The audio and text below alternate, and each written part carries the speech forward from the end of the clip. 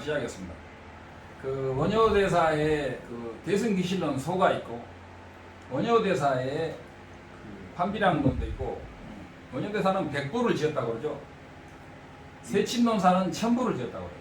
근데 이제 숫자가 중요한 게 아니고 정말 원효대사는 한국의 용수다. 그 정도로 대단하신 용수보살, 대단한 분인데 용수보살의 척반구중 그 전설은 대단하고 원효대사가 도노돈수입니까? 도노전수입니까? 원효대사는 제가 볼 때는 육조 해능대사보다 뛰어났으면 뛰어났지 부족하지는 않아요. 근데 원효대사가 점수는 아니겠죠. 다 도노겠죠. 근데 원효대사가 대승기실론을 번역을 했죠.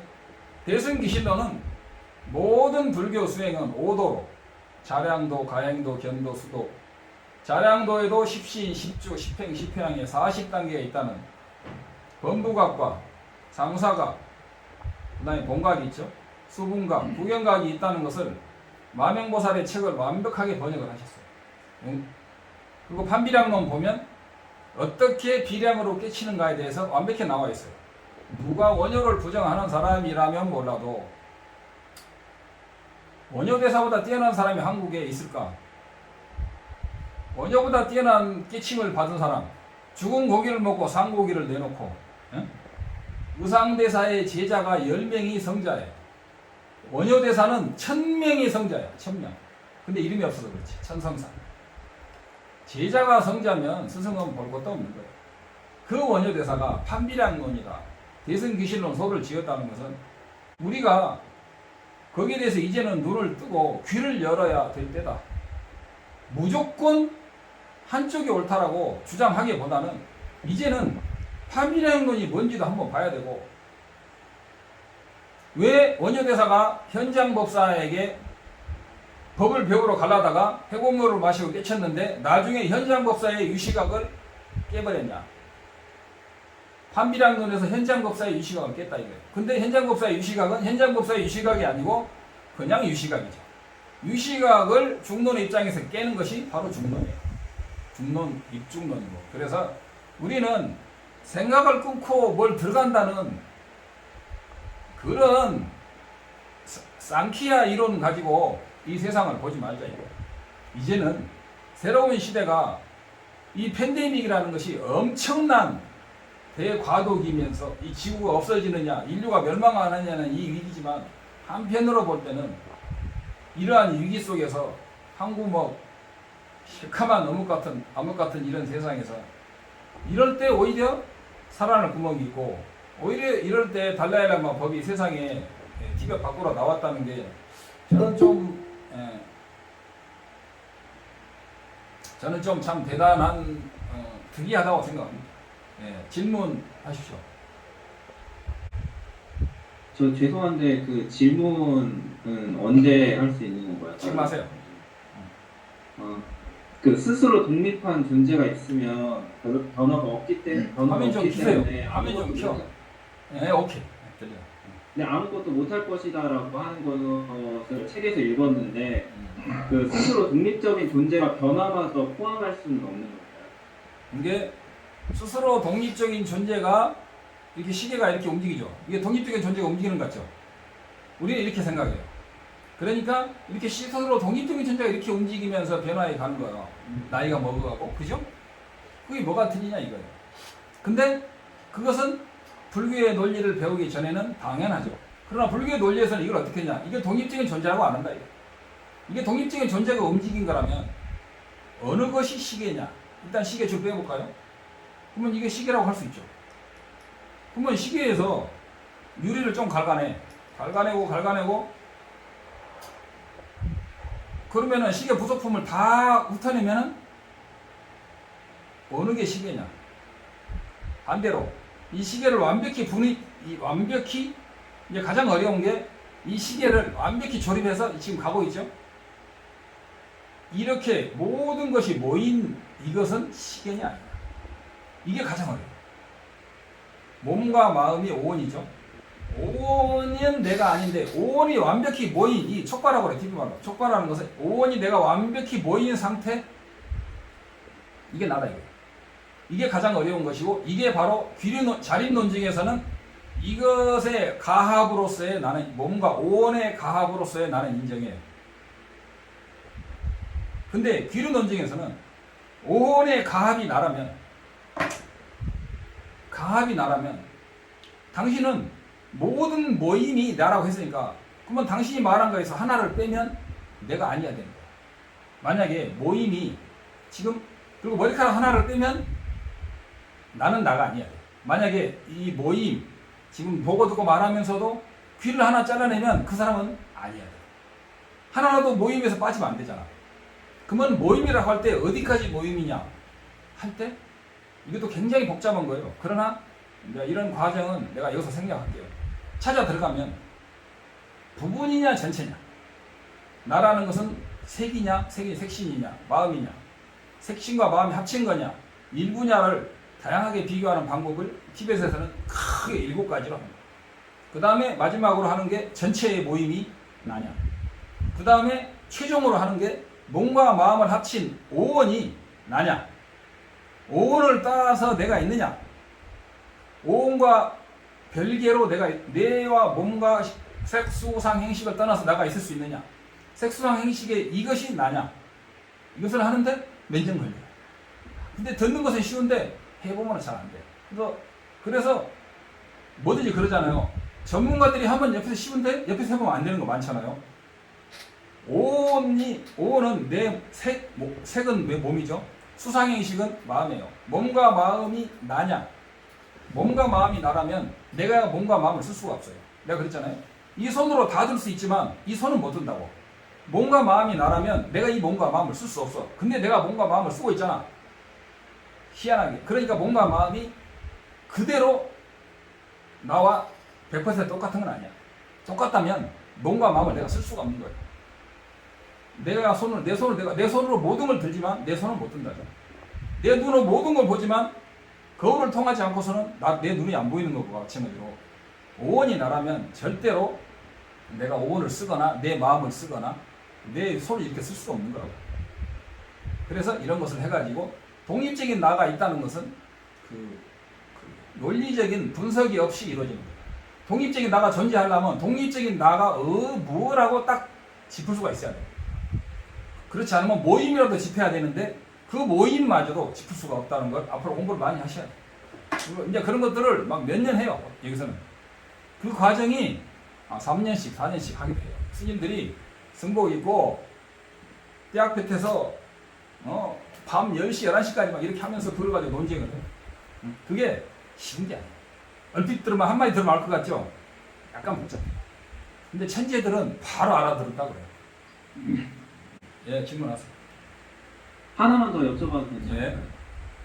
그 기독교나 그 인도 종교 같은 데 보면 그러니까 기독교로 예를 들면 하나님은 변화를 할 능력도 있고 변화를 하지 않을 능력도 있다. 뭐 이런 식으로 얘기를 많이 하는데 제가 봤을 때는 이게 좀 모순처럼 보이기는 하는데 그 사람들 입장에서는 그렇게 주장을 하더라고요. 근데 이런 점에서는 어떻게 바라봐야 될지 불교에서는. 그래서 이제 불교에서는 그게 이제 기초 논리에 다 들어가 있어요.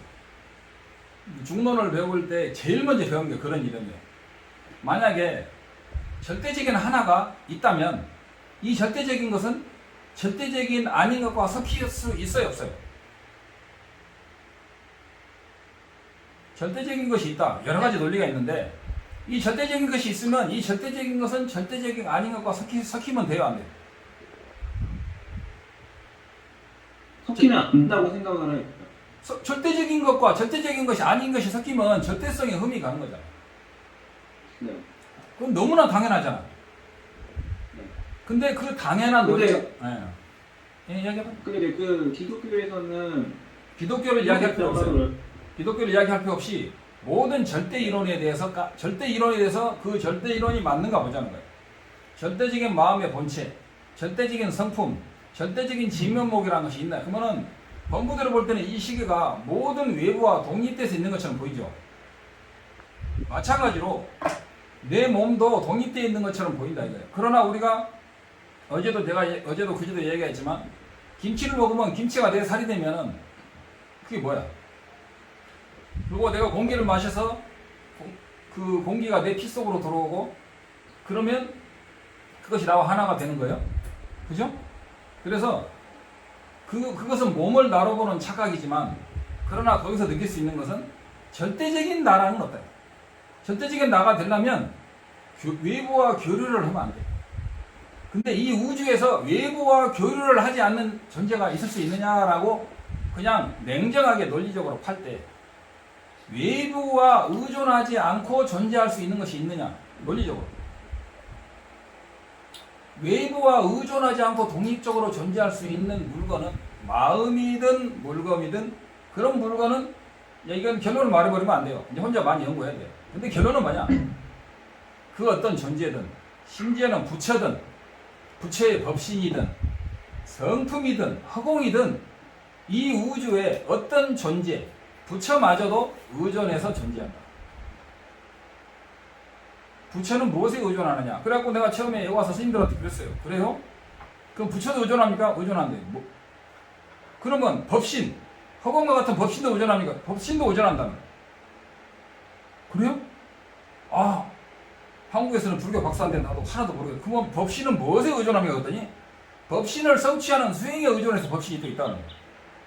그래서 의존하지 않는 것은 없는데 의존하지 않는 것이 있다면 가져오세요. 제가 다 의존한다는 거 설명해 드릴게요. 여기서 배운 대로. 네, 또 다른 질문하세요. 질문 있습니다, 스님. 화면 키세요. 예, 연기법의 지혜라는 책을 읽어보면은 유부 경량법 유시학파에서는 자성이 있다고 했는데 중간학파에서는 자성이 없다고 했는데 그 차이점을 약간 말씀해 주십시오. 중간에서도 유식 자립 논증까지는 자성이 있어요.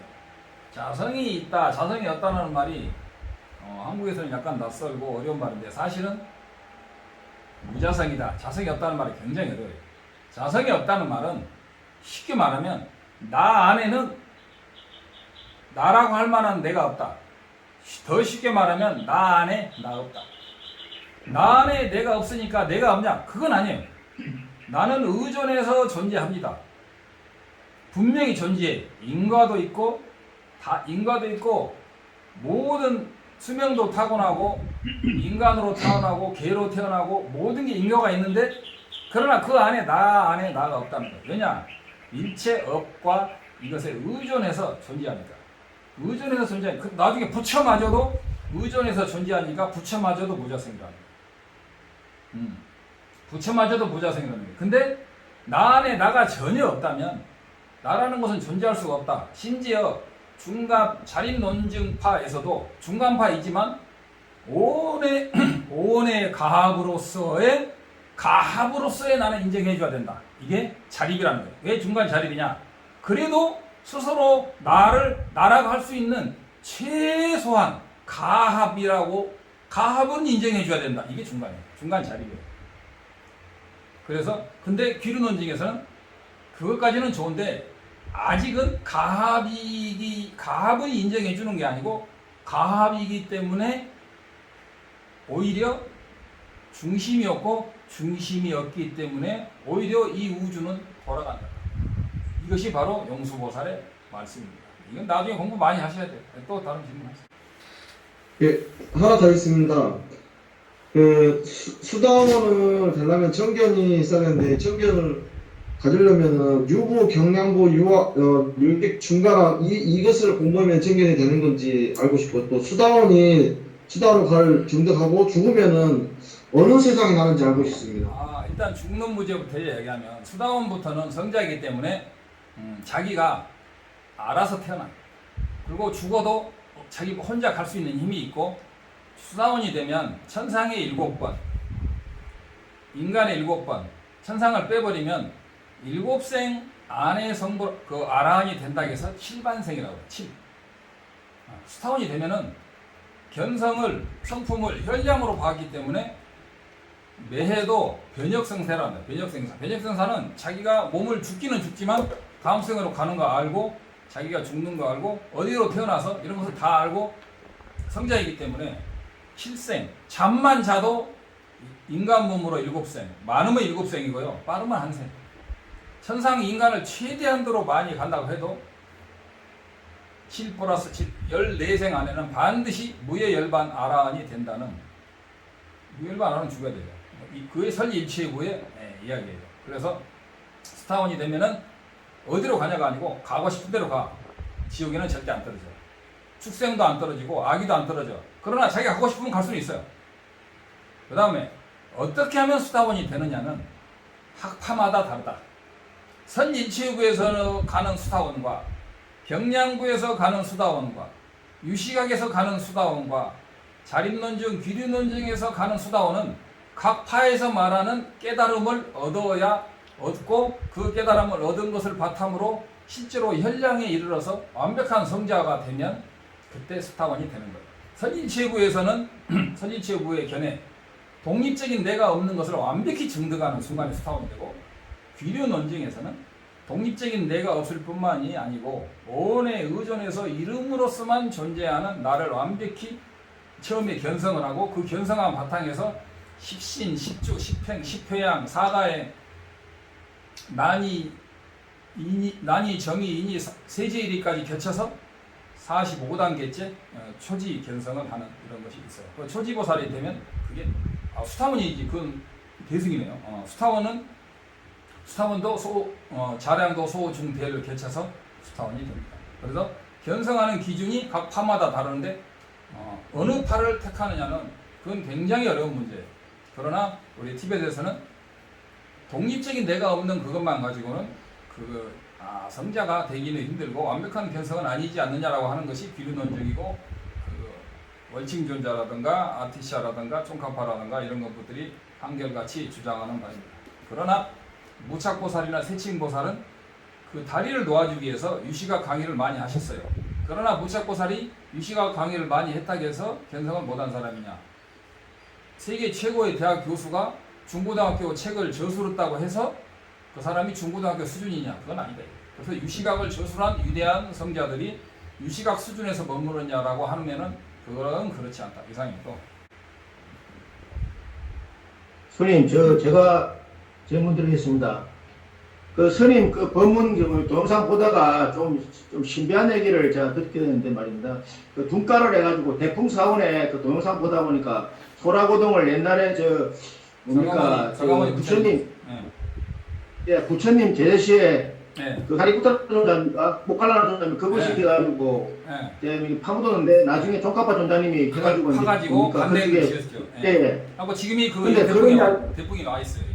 대풍이 있어요. 예, 그 이야기도 신비하고 또 나중에 인도에서 인연이 닿으면 얼굴이 붉은인데 아닙니까? 그쪽 사람들 해갖고 불교가 아주 대반한다고 말씀하시니까 참 신비하고도 굉장히 신행심이 나는 그런 이야기를 들었는데 그런 것이 티베트 불교에 있답니까? 어떤 내려오는 전설입니까? 아니면 어떤 문헌으로 옵니까? 그런 것이 참 개인적으로 궁금합니다. 경전에 있는 겁니다. 아, 경전에 있습니까? 근데 왜 그런 걸 왜 우리나라 스님이라든가 불교에서는 그걸 제가 그렇게 많이 본문 많이 되는데 이야기를 들어본 적이 없어가지고 말이죠. 저도 못 들어봐서 그게 좀 의아하긴 한데요. 예. 경전에 다 있다고 그러고 논에도 있다고 그럽니다. 그리고 파드마 삼바바 존자께서는 티베트에 대한 예언을 했는데, 파드마 삼바바 존자가 지금부터 1300년 전의 분인데 앞으로 쇠로 된 새가 하늘을 날게 되면 이 비행기가 나는 거죠. 쇠로 된 새가 하늘을 어떻게 날아? 근데 쇠로 된 새가 하늘을 날게 되는 시대에 우리 티베타는 전 지구에 콩 한 주먹을 바닥에다가 세게 뿌리면 팍 흩어지죠. 앞으로 쇠로 된 새가 하늘을 나는 시대가 오면 우리 티베타는 전 세계에 흩어지게 될 것이다. 그게 지금입니다. 그리고 그때는 어떻게 세상이 어떻게 된다. 그리고 파드마 삼바바 존자가 계실 때 이제 한마디만 더 할게요. 그때 연화계 선사 자기 도반인 산타라시타니까 그 시와초라고죠. 시와초 보살하고 같이 친구였는데 시와초의 제자가 연화계 선사죠. 그래가지고 그 둘 중에 하나가 마하현하고 붙기로 했어요. 그랬는데 신통력으로 하지 않고 말로 하기로 해서 파드마 삼바바 존자는 그 임무를 시와초 산타라시타 존자한테 맡기고 자기는 조용히 뒤에 있었죠. 신통력으로 하려면. 그랬는데 지금 그 마하연지를 옹호하는 중국 학자들이나 중국 학쪽에 그 쏠린 사람들이 많은데 그것은 우리 갤룩바에서는 절대로 인정하지 않는 이야기인데 아무튼 세계가 혼돈하다 보니까 누구 이야기가 맞다고 일방적으로 주장하기는 힘든 세상이 된 것 같습니다. 예, 다른 질문 같습니다. 그래서 인여 궁금한 게 있지 않습니까? 그 강포선에게서도 뭐 이게 말법이래 가지고 이게 불법이 한 5,000년 간다. 지금 전에 뭡니까 주소강 4년에 뭐 1027년 해가지고 지금 불법이 3,000년 경과했다. 예, 2000년 이런 남았어요. 말씀도 하셨지 않습니까? 2000년 남았어요. 예, 그래서 개인적으로 궁금한 게 이 티베트 불교가 불법에 5,000년 간다면 이 티베트 불교가 뭡니까 이 광명급 시대 마지막이라고 생각하십니까? 저는 그게 참 좀 궁금하긴 하고 광명급이 아니고 개인적으로 예. 이 우주는 큰 예. 대급 하나에 천불씩 예. 출연하셔요. 과거 장엄급에 천불이 출세하셨고 지금은 현급에 이 광명급에 천불이 출생하시는데 서가모니 불은 4번째, 앞으로 5번째 미륵불이 오시고 3번째는 가섭불이라는 불이 가섭존자가 아니고 가섭불이 오셨고 그래서 7불이 있는데 과거 장엄급에 있었던 뭐 4불하고 금생의 그 3불에서 7불이에요. 아니 부처님까지 이렇게 7불이고 서가모니 불이 이제 8번째죠. 근데 현재 현급에서는 서가모니 불이 4번이고 5번째가 미륵불이고 그 쫑가바 존자가 그 사자우불로 오신다고 하면 그분이 83번째인가 오는 불인데 서가모니 불의 시대가 2000년 남았다는 거고 앞으로 54억 년 후에는 미륵불의 시대가 또 열립니다. 지구가 깨지고 하죠. 근데 2000년 남았는데 그 예언이 어디에 있냐면 여러 가지 예언이 있는데 깔라차크라 경에도 있다. 밀교 경에도 있다. 다른 화엄경에서 성불하는 것마저도 한이라는 말은 무슨 말씀입니까? 네, 아까 제가 말했죠. 초발심시 변정각이다. 그러면 견성, 제가 어제도 그 열반품을 해석했죠. 완벽한 공성삼배를 무예열반이라고 기륜원징에서는 말하는데 완벽한 공성삼매에서는 부처가 된다. 중생이 윤회한다. 성불한다. 내가 부처다. 아니다. 이런 개념이 설 수가 없는 거예요. 왜냐? 무자성이기 때문에. 그 무자성 삼매의 진재에서는 시간이라는 것도 공하다. 초발심시, 그러니까 시간이라는 것이 공하니까 초발심시 변정각이다. 초발심에서 3대 아승제국을 수행해서 가르는 그 순간과 이 순간이 붙어 있다는 거예요. 이렇게. 둘이 아니다는 거예요. 마찬가지로 공간도 마찬가지예요. 그래서 부처가 되는 것도 부처가 이루어지는 과정 그리고 부처는 다 그러잖아요. 시공의 장애를 받지 않기 때문에 부처다.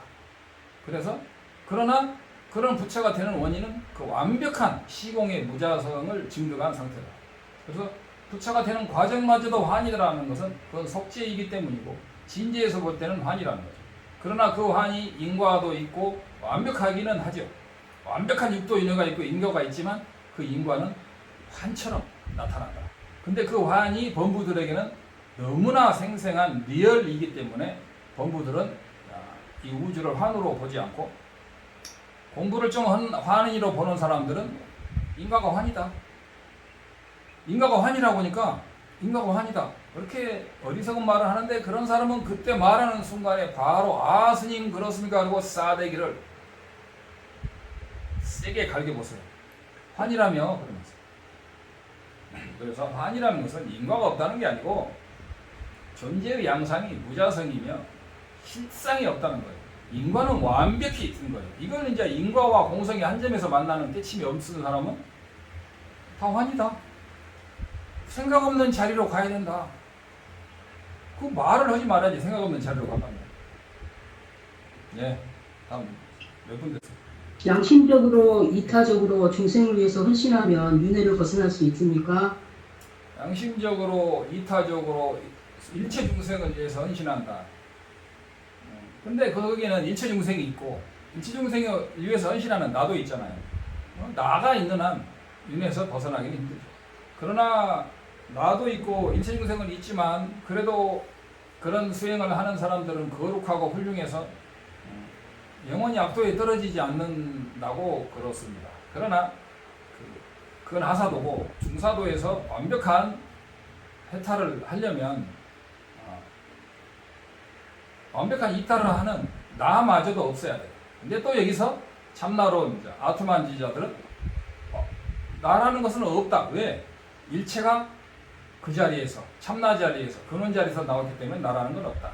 그런 자리에서 우리가 이타행을 한다라고 참나 이론자들이 하는데 그것은 상키아 이론이다. 이 상키아 이론이 안 들어가는 데가 한 군데도 없다. 밭에 벼가 있으면 반드시 잡초가 있다. 잡초는 가끔 있어도 이 상키아 외도 이론은 빛과 그림자처럼 붙어 다닐 정도로 제가 볼 때 심각합니다. 마하얀 이론이 지금 이 시대에서 굉장히 심각한 풍파를 일으키고 있다. 예, 다음. 저 내가 인과 아닌데, 예. 죄송합니다. 그 불교에서 말하는 인과에 따라서 어떤 그 모든 게 일어난다라고 하는 게 제가 그 화면 켜고 물리학에서의 네. 오케이. 네. 물리학에서의 그 보전역학에 따른 건지 아니면 양자역학에 따른 건지 좀 헷갈려서 두 가지 질문을 다. 드리는 건데 두 가지 다야. 두 가지 다인가요? 근데 그러면 양자역학은 물질만 보는 거예요. 그죠? 마음은 못 봐요, 잘. 그러나 주관자의 관측에 따라서 달라지기 때문에 상당히 심리적으로 접근하지만 관측할 때는 눈에 보이는 거, 느끼는 것만 관측하잖아요. 아직 심리까지는 관측 못했죠. 다음 생이라든가 전생, 까르마 이런 것까지 관찰할 힘은 아직은 없죠. 그 다음에 양자역학하고 또 하나 뭐라고? 고전역학은 조건이 A, B, C, D 이렇게 있으면 그거에 따라서 반드시 이 결과가 나타난다 이런 식으로 많이 설명이 되는데 근데 고전 양자역학 같은 경우는 이 A가 일어났다고 하더라도 B, C, D, E, F로도 일어날 수 있다라고 그래서, 해서 전체적인 걸 네, 확률로 보거든요. 그래서 그건 왜 그러냐면 고전역학을 부정하는 게 양자가 아니고 고전역학의 바탕에서 추가된 거죠. 이를테면은 우리가 짜장면을 먹을 때 짜장면하고 닭광하고 면하고 비벼서 먹잖아요. 근데 고수들은 거기다가 마살라를 싹 해서 먹고요. 심지어는 거기다가 계란 후라이를 얹어서 먹는 사람, 거기다가 꽃을 얹어서 먹는 사람도 있어요. 양자역학은 그런 고전 물리학의 바탕에서 좀 더 많은 변수를 고려하는 거예요. 근데 불교는 뭐냐? 그렇지 않아요. 불교는 양자역학의 따블 곱빼기다. 뭔 말이냐? 불교는 100,000,000,000억 년 전에 이 사람이 지은 업이 어떻게 영향을 미치는가까지 고려하는 거예요. 그러니까 양자역학보다 변수가 100,000,000,000배가 많죠. 근데 인과를 왜 알기가 어렵냐면 이 사람이 전생에 뭘 했는지 몰라요. 그래서 불교는 고전역학, 양자역학 가지고는 도저히 하기 힘들어요. 그래서 부처님은 이 사람이 무한겁전에 한 행위도 작은 행위도 눈으로 보듯이 100% 보시기 때문에 이 사람이 앞으로 어떻게 된다고 다 아신다고 그래요. 근데 우리는 왜 못 보냐? 우리는 첫째, 내가 독립적으로 있다는 그 집착에서 실제적으로 벗어나기 힘들어요. 생각으로 내가 없다. 나는 일체 그 자리에서 나왔고 나는 네모적으로 텅 빈 참나 일체가 텅 빈 일체가 하나인 그 자리에서 나는 나왔다라고 그런 착각이 결국은 나를 윤회에서 벗어나게 못하는 가장 큰 정신적인 그게 장애. 요새 이 시대에는요 그거예요. 일체가 더불어 하나다. 천만의 말씀이에요. 그건 상키아라니까. 우리 한국의 불자들이 스님들도 상키아 학파가 많아요. 상키아는 굉장히 좋아하고 있어요.